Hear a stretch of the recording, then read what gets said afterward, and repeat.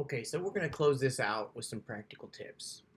And these come from Klein. I heartily agree with Klein's tips here. So to build a molecule, you have to be able to choose the right tools for the job.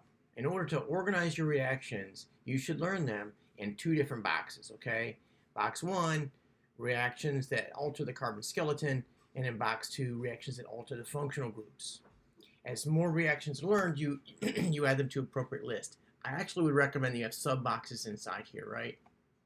Next semester, it's going to be even more important, I think, to organize these, and I'll recommend some sub boxes that go inside these larger boxes. So a great way to practice synthesis is, and you've heard this from me before, design your own problems. Okay, so you start, here's an example. Here's the idea, and then we'll give an example. Start with a relatively simple reactant compound. Just anything simple, okay?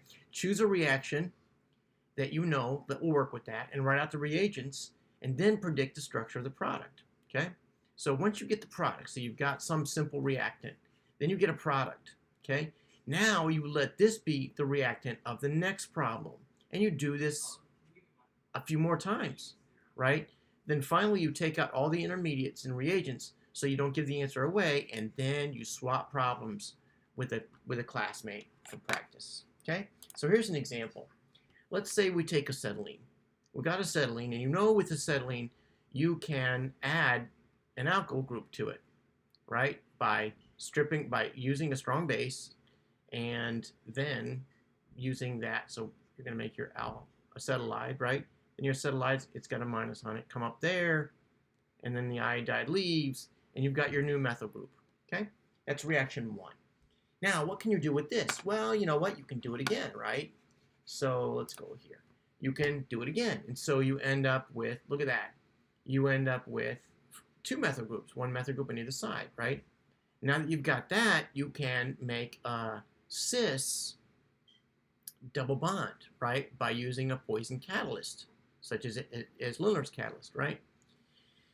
Now, you take out all the intermediates, okay? So, and then you take that reaction, you hand it to your classmate, and then your classmate gives you one, and you say, how do you make cis 2-butene from acetylene, right? And you see, all it took was just a couple simple reactions to do that.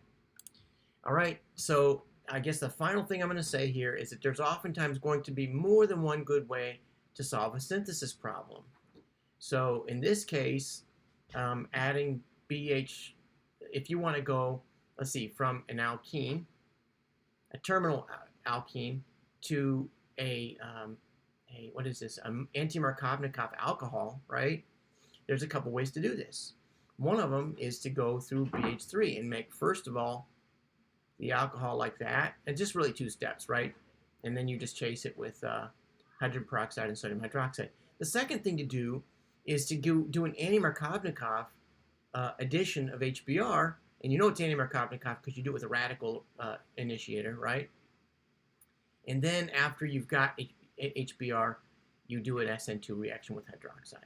So again, there's two good ways to do that reaction. There's oftentimes that's going to be the case, and so that's unsettling for students in the beginning. But it's kind of like driving a car. If I told you to get in your car, drive across town to Walmart, it wouldn't bother you at all that there were several ways you could get there, right? And as you're going along, sometimes you just decide, I'm going to go this way or I'm going to go that way.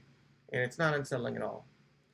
So in general, a chemist's goal is to find the easiest and the simplest way to synthesize something, having the fewest steps.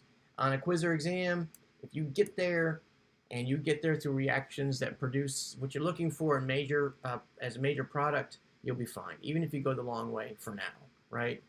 By the time you're an experienced chemist, you'll want to find the best way, but for now, all you need to do is find a way there. Okay, thanks for your patience this semester with these videos. I've made about 170 videos this summer. It's been exhausting for all of us.